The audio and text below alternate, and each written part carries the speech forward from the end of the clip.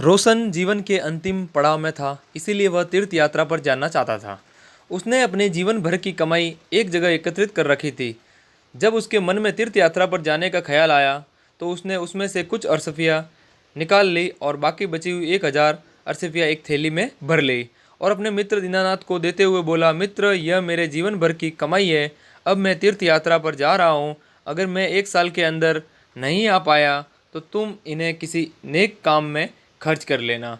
1 साल तक ये अरसफिया तुम्हारे पास मेरी एक अमानत रहेगी। अगर मैं आ जाऊंगा तो मैं वाकर वापस ले लूँगा। दीनानाथ ने कहा, आप चिंता ना करें, मैं आपकी ये अमानत संभाल कर रखूँगा। आप बिना चिंता किए आराम से तीर्थ यात्रा पर चले जाइए। दीनानाथ की बात पर यकीन कर रोशन चला गया। इतना सारा धन देखकर दीनानाथ का मन है वो बदल गया और उसने उन सारी अरसफियों को हजम करने की ठान ली।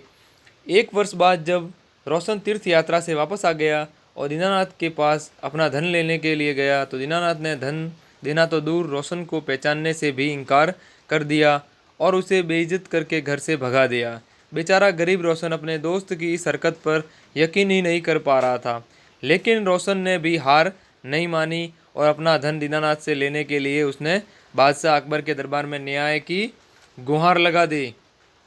अब दीनानाथ को भी दरबार में बुलाया गया, लेकिन दीनानाथ अभी भी रोशन को पहचानने से इनकार कर रहा था। रोशन के पास अपनी बात को साबित करने के लिए ना तो कोई गवाह था और ना ही कोई सबूत। सच्चाई का पता करने के लिए बादशाह ने यह मामला बिरबल को सौंप दिया। बिरबल ने दोनों से दोबारा पूछताछ की, लेकिन दीनानाथ अपनी बात पर अटल रहा। बिरबल ने रोशन से पूछा, तुमने किसके सामने अपना धन दीनानाथ को दिया था? हुजूर, बस एक आम के पेड़ के नीचे मैंने तो धन दिया था और कोई गवाह नहीं था। इसका मतलब तुम्हारा गवाह आम का पेड़ है। जाओ तो उस आम के पेड़ से कहो कि वो तुम्हारे पक्ष में गवाही दे। अगर वो ना माने तो उसकी मिन्नतें करना, लेकिन पेड़ को गवाही के लिए लेकर आना, तभी तुम्हारा धन वापस मिल सकता है। बेचारा रोशन बड़बड़ाता हुआ चला गया। पेड़ भी भला गवाही दे सकता है क्या? दीनानाथ और बिरबल महल में ही रोशन का इंतजार करने लगे।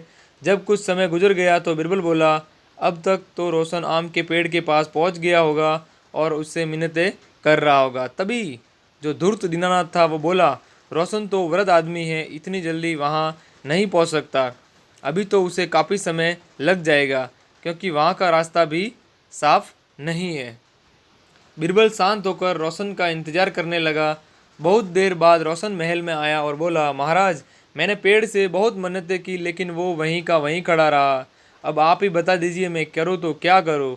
बिरबल ने रोशन को आश्वासन देते हुए कहा, तुम चिंता मत करो, पेड़ तुम्हारे पक्ष में गवाही देकर चला गया।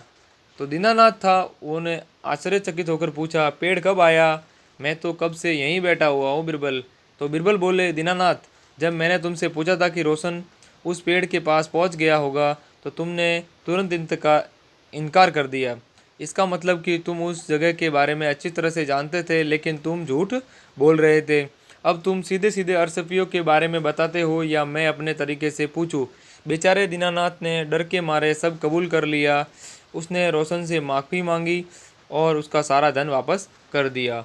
तो दोस्तों, इससे क्या शिक्षा मिलती है? तो दोस्तों, इससे शिक्षा मिलती है कि किसी का भी भरोसा नहीं तोड़ना चाहिए और कभी भी लालच नहीं करनी चाहिए, क्योंकि लालच है वो बुरी बला है। तो दोस्तों, ऐसे ही कहानी आपको मैं और ज़्यादा से ज़्यादा सुनाने की कोशिश करूँगा और आपको एक ही काम करना है, इस चैनल को सब्सक्राइब कर दीजिए। लाइक, सब्सक्राइब और कमेंट या दोस्तों में शेयर कीजिए। ठीक है दोस्तों, एक ही काम तीनों में से करेंगे तो भी चल जाएगा। खाली सब्सक्राइब ही कर दीजिए या लाइक कर दीजिए, कोई भी एक काम कर सकते हो दोस्तों। ठीक है, कोई भी ज़ोर ज़बरदस्ती नहीं रहेगी। धन्यवाद।